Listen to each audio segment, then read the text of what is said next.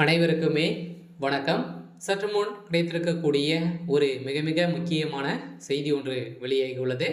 சற்று முன் அமைச்சர் கனிமொழி அதிரடி கைது, சாதிக் பாஷா வழக்கில் நீதிமன்றம் இறுதி தீர்ப்பு, இது மாதிரி பார்த்தீங்கன்னா செய்திகள் வெளியாகிருக்கு.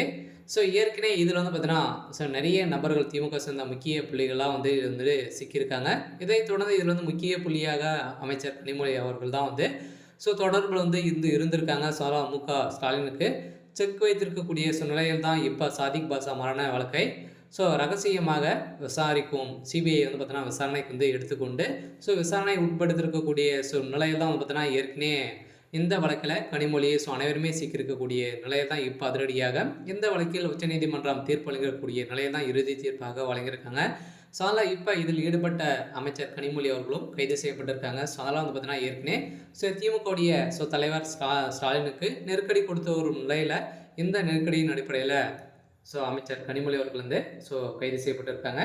இதை பற்றி இந்த வீடியோவில் பார்க்கலாம். அதுக்கு முன்னாடி நம்ம சேனலுக்கு இப்போ தான் நீங்கள் முதல் முறையாக வந்திருக்கீங்க அப்படின்னா மறக்காமல் நம்மளுடைய சேனலை சப்ஸ்கிரைப் பண்ணி சப்போர்ட் பண்ணுங்கள். வாங்க வீடியோக்குள்ளே போகலாம். ஏற்கனவே திமுகவுடைய தலைவர் முதல்வர் ஸ்டாலின் அவர்களுக்கு நெருக்கடி கொடுக்கும் வகையில் 2G விவகாரத்தில் தொடர்புடைய சாதிக் பாஷா மரண வழக்கை ரகசியமாக விசாரித்து வருகிறது சிபிஐ.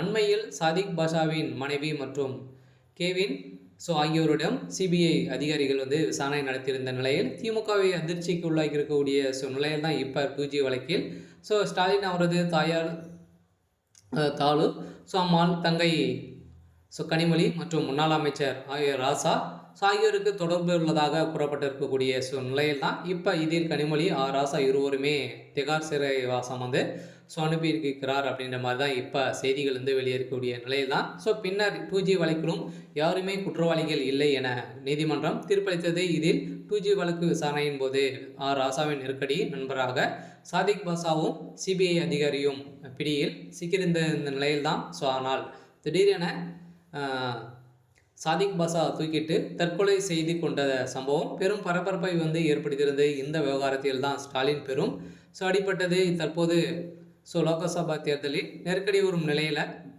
பாஜகவை திமுக கடுமையாக விமர்சனம் செய்திருக்கக்கூடிய நிலையில் தான் இப்போ அதிரடியாக பார்த்தீங்கன்னா கனிமொழி ராசா அவர்கள் கைது செய்யப்பட்டிருக்காங்க. சாதிக் பாஷாவின் மனைவி மற்றும் கேவின் ஆகியோரிடம் அண்மையில் சிபிஐ விசாரணை நடத்தி வரும் நிலையில் எக்கச்சக்கமான உண்மை தகவலும் வெளிவந்திருக்கக்கூடிய நிலையில் தான் மீண்டும் முதல்வர் ஸ்டாலின்களுடைய தலையில் தான் ஒரு மிகப்பெரிய இடியாக இறங்கியிருக்கு.